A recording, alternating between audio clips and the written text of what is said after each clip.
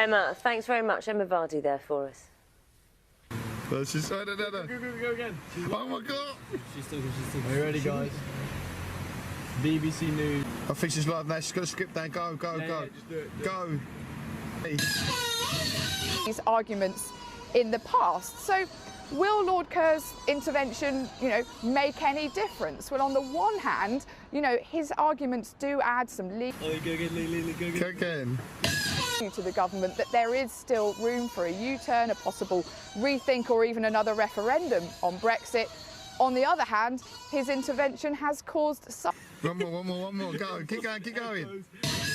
that it is an absurd and pointless statement, and you always run the risk that by intervening on Brexit in this way... One more. Keep going.